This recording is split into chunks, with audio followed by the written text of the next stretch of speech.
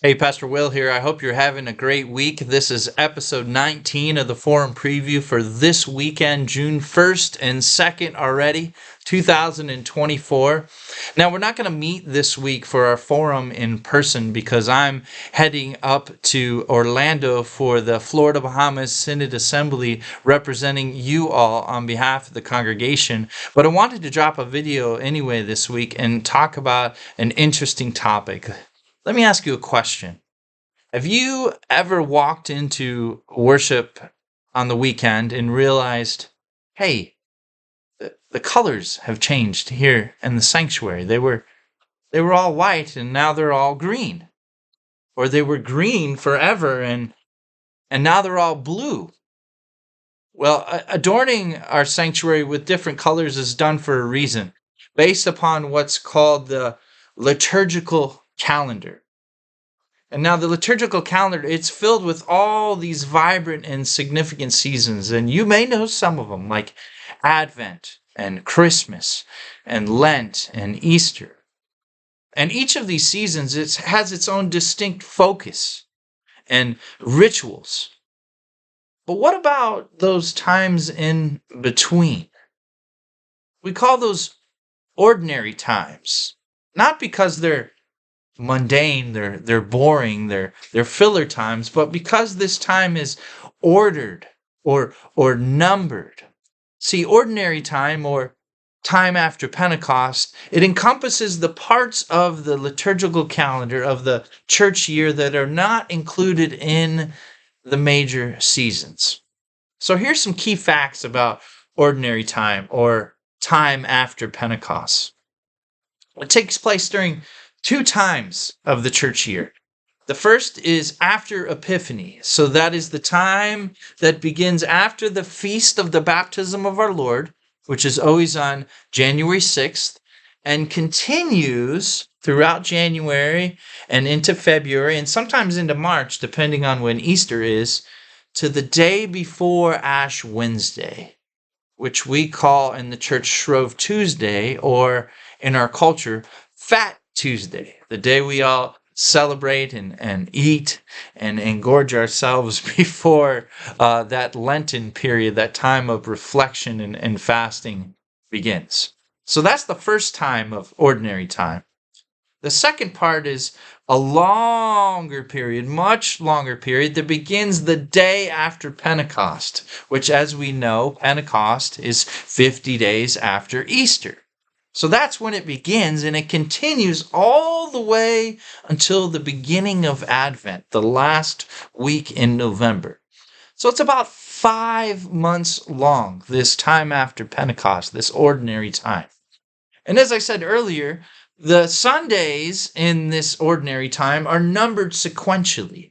The first Sunday of ordinary time, or the first Sunday after Pentecost, which we celebrated last week, which is called the Holy Trinity. Making sense? Trying to keep up here? So this week, coming into June, we're going to celebrate the second Sunday after Pentecost. And we continue all the way out until Christ the King Sunday, which is the Sunday before the new church year and Advent. Now, these Sundays in ordinary time are numbered sequentially to help us keep track, but they're numbered each as a step in our journey of faith.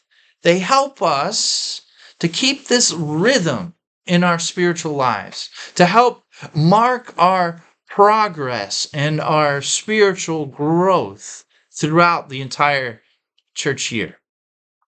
Now, the big thing with ordinary time that most people associate is the color, and that's green. We have this long period of green in the church, and that symbolizes the growth and the life, starting to see a pattern here, of our Christian faith, and reflects this journey that we undertake during this season. So everything kind of connects together. Now, the focus during ordinary time, especially with our gospel readings, is on the teachings, the parables, and the miracles of Jesus, as well as the work of his followers, the apostles. This time, ordinary time, time after Pentecost, is an opportunity for you and I as believers to focus on these particular teachings of Jesus and then to apply them each week in our daily lives. And so these gospel readings guide us through the life and the ministry of Jesus, and they're encouraging us each and every week to go a little deeper in our faith, to live out the gospel a little more, to take risks, to take chances to be like Jesus in our daily lives, in our communities. It's a time for us to grow, to develop spiritually, to build up our community and our relationships together, and to serve one another in our communities as well. It's a time for you and I to reflect our faith in action.